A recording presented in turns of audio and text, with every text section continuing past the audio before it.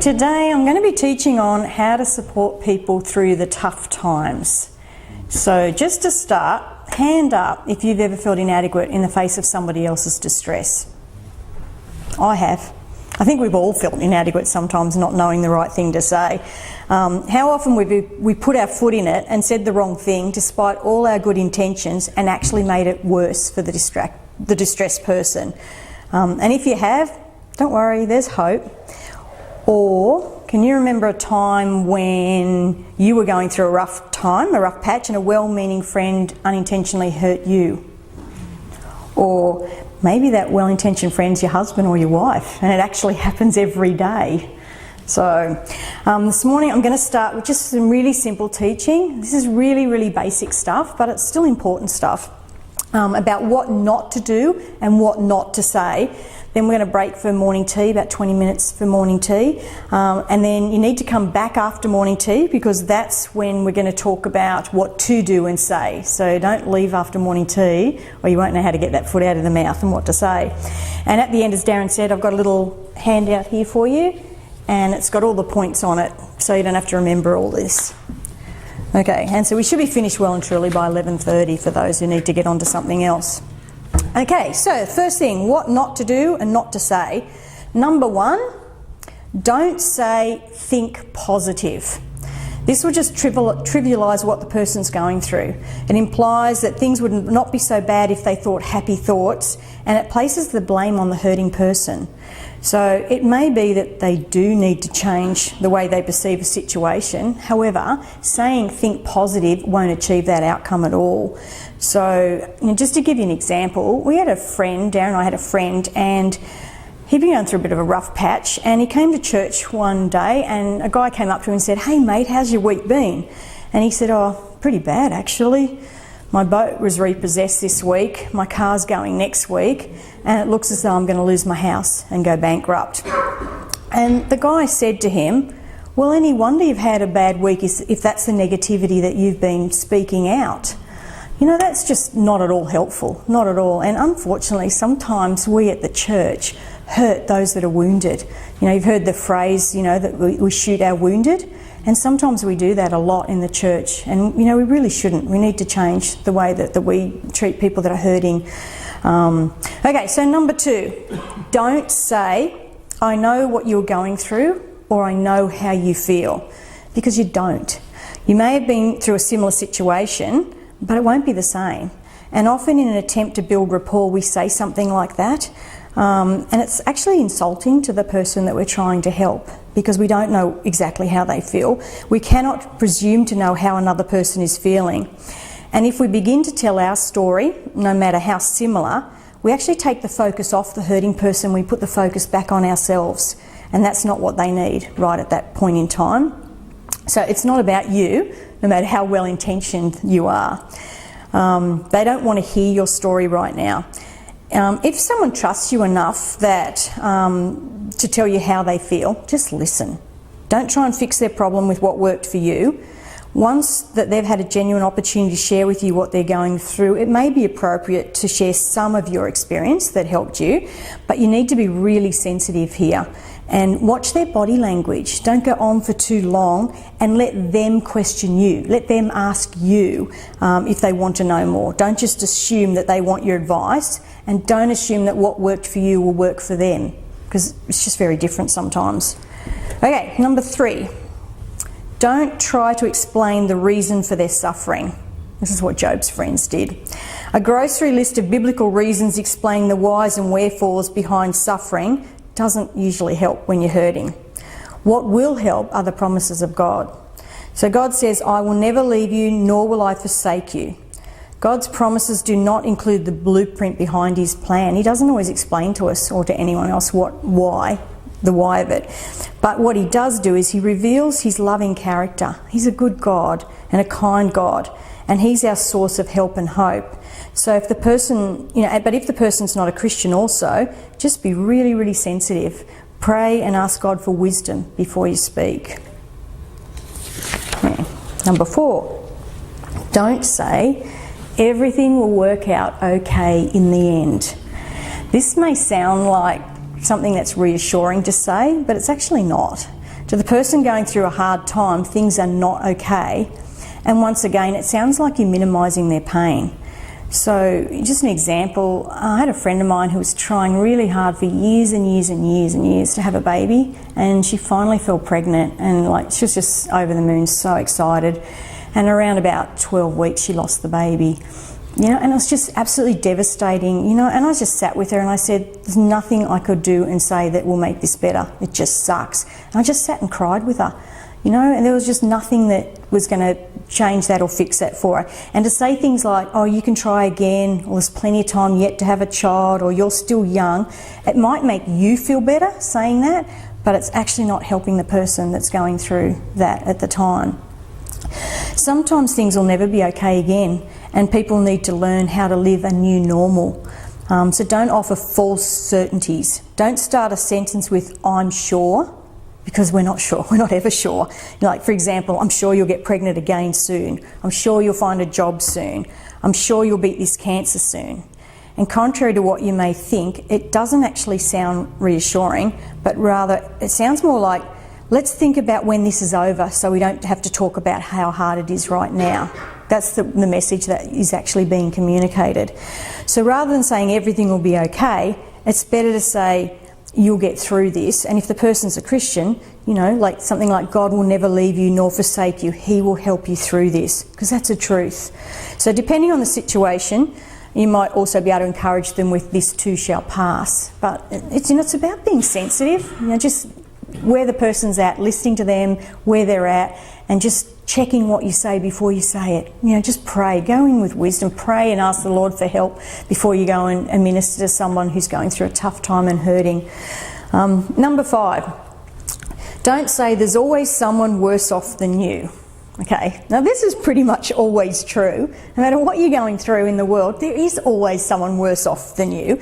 And it sounds like you're trying to give some worldly perspective. However, it's a little bit unhelpful at that point in time for that person.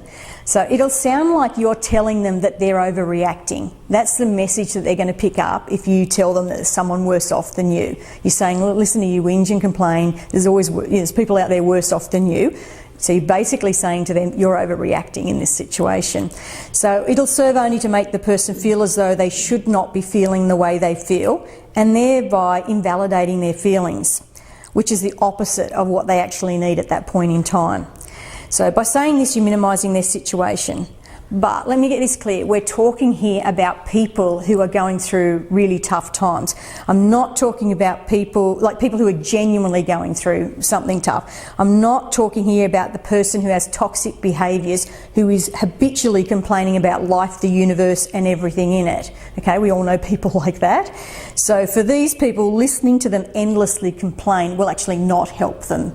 So this whole this teaching and training I'm talking about today is talking about people, how to help people who are genuinely going through some tough times, okay? So I just wanted to separate that from people who just are continually, you know, indulging in toxic behaviours. Okay, never ever say this, there's always someone worse off than you, to someone who you know is feeling suicidal, because that will feed into their guilt and their irrational thinking that people will be better off without them. Because they're often usually already thinking that if they're feeling suicidal. So, you know, don't ever say that if you have knowledge of that. Okay, number 6. Don't say God never gives us more than we can handle. Now, that's a really common one that us Christians tend to say a lot. The Bible doesn't actually say this. What the Bible says, the verse that they're referring to here, is in 1 Corinthians 10:13, and it's actually talking about temptation and how God will not let us be tempted beyond what we can bear. So the verse is, no temptation has overtaken you that is not common to man.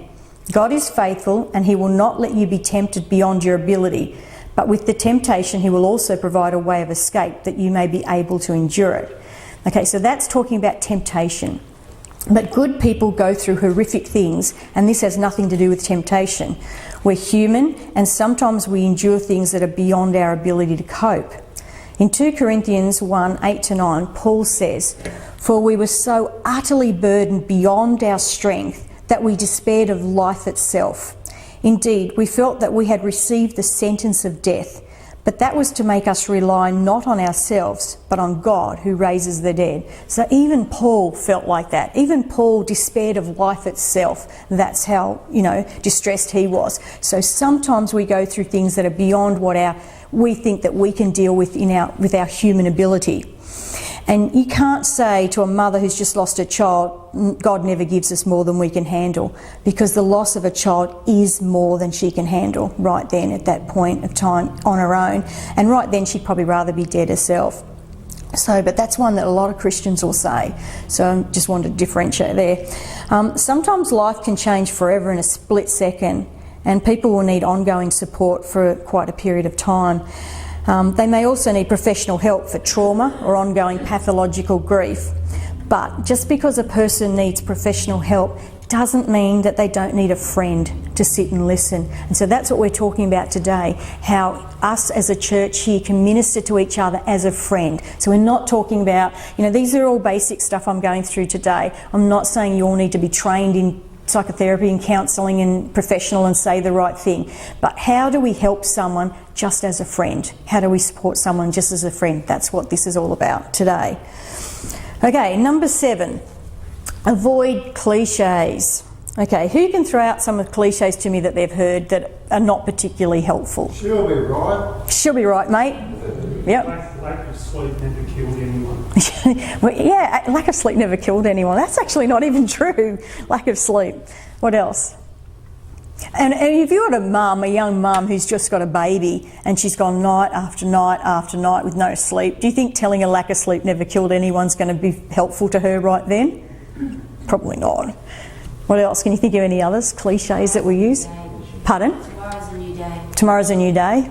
Yep. Sometimes that one can be helpful. Is that unhelpful? I think that's actually... So it depends. You know what? Once again, you've got to be really sensitive to the person and where they're at, as to what is. And also, we need to be sensitive to if the person's a Christian or not, what their belief system is too, as to what we say. Because we Christians have a lot of Christian cliches as well, and little verses that we sprout off. Like, for instance, that one, God won't give you more than you can handle. How quickly do we sprout that sometimes? So some of the other ones, how about time heals all wounds?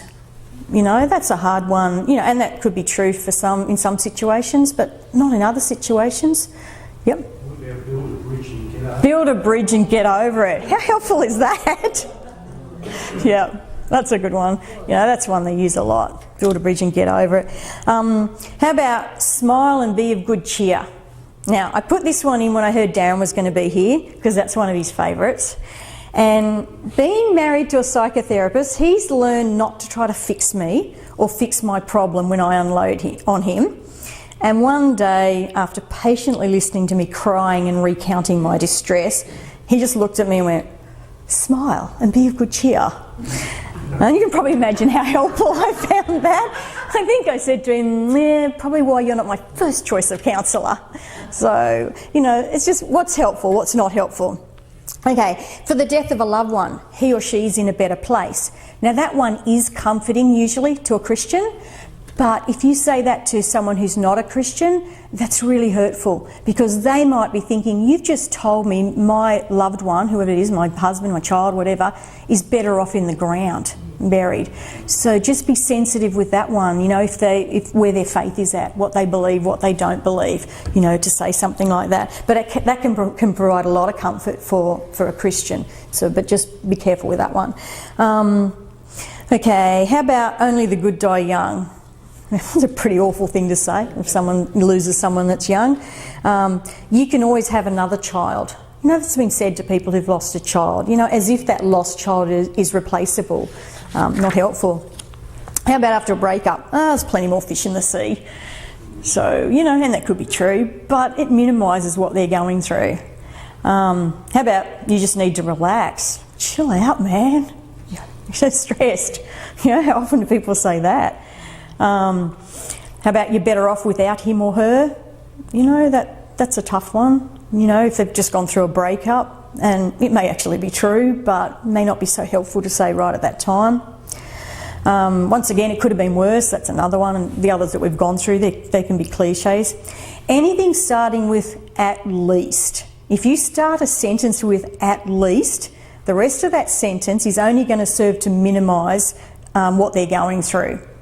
So, and you can probably think of a lot more, but silence is actually preferable to random cliches, and even Christian cliches, or even verses that you're just sprouting out there that don't really apply to that particular situation. Okay, so number 8. After a separation, or divorce or separation, I never liked him or her anyway. Divorce or separation is not the same as breaking up with a boyfriend, girlfriend in your teenage years. There is a grief over not just the loss of the relationship, but also the loss of the future hopes and future dreams that they had. And there may be guilt, depression, shame, blame, betrayal, anger, fear, all of those sorts of things incorporated into it as well. And right then at that point in time, that hurting person doesn't need to deal with your disapproval of their partner or ex-partner. And even to you, if to you it sounds like support, it's actually not very supportive at all. So even if you didn't like the person, just keep it to yourself. Don't actually voice that at that point in time. Okay, number 9. Okay, this is very common. Don't avoid a person just because you don't know what to say. Okay, who's been guilty of that? I have. You know, how often do we do that? Like, I don't know what to say. Just be really honest with them. Just say, I don't know what to say, but I'm here for you. You know, and that's what people need to know. They need to know that, you know, they don't always need you to have all the answers, because you don't and we don't. They need to know you're there for them, that you're with them. You're standing there, you're a support, you're a friend, you know, and it's okay to not know what to say, but just be honest. Say, I don't know what to say. Like my friend, you know, who had lost the baby, I sat and cried with her and I said, this sucks. That's all I said, this sucks. I didn't know what else to say. So, okay, number 10. Don't say you'll pray for them if you're not seriously going to. So I know a woman who was suffering through breast cancer, and she said, talk is cheap. People just say, I'll pray for you, like a throwaway line, because they don't know what else to say or what to do. And you know what, when they say it as a throwaway line, people can sense if you're not genuine or not, if you are genuine or not. So, you know, if you're going to say, I'll pray for you, really do it, but be specific. You know, maybe ask them specifically what they would like you to pray for in particular. You know, so just get some details. Don't just say, I'll pray for you and walk off, because that can actually be hurtful to someone. And this lady said that. She said, I've had so many people say, I'll pray for you, and I feel like they're just saying it as to shut me up and tell me to go away because they don't know what to do. So, okay, number 11. Don't talk too much. Okay, so that's really tempting too. Number 12 is don't feel you have to fill the silences. You know, if someone's hurting and crying or whatever, and you just don't know what to do or say and you feel a bit inadequate, sometimes we talk too much. We just keep talking because the silences, and we're awkward. Learn to sit in that awkwardness. You know, it's okay. It's okay to be silent. Just learn to sit with that. You know, sometimes you don't need to say anything. Sometimes you just need to be there, just your presence, just sitting with them, so you don't have to fill those silences. Number 13, don't share your problems, okay? The hurting person won't have the emotional capacity of that time to deal with your problems, and once again, it takes the focus off them and puts it back on you. So even if you think, oh, I can relate to it, I want them to know I can relate to it, I want to build rapport or whatever by sharing my situation or my problems, that's just not helpful for that particular hurting person at that point in time. And number 14, don't take it personally if they don't want to open up to you, because it's the hurting person's right to choose who they will or will not confide in. Okay, so, and that can be a tough one sometimes, because you think, oh, you know, they don't trust me or whatever.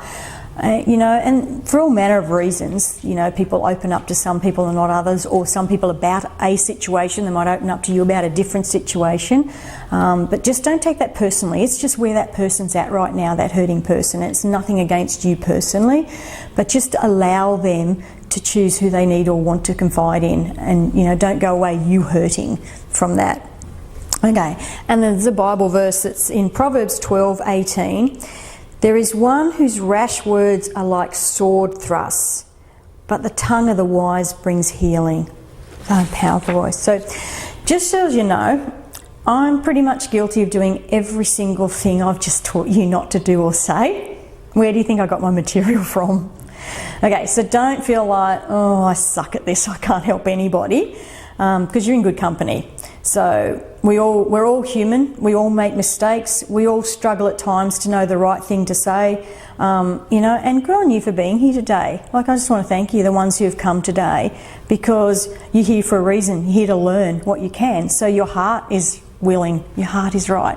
And so I just want to say thank you, good on you for that.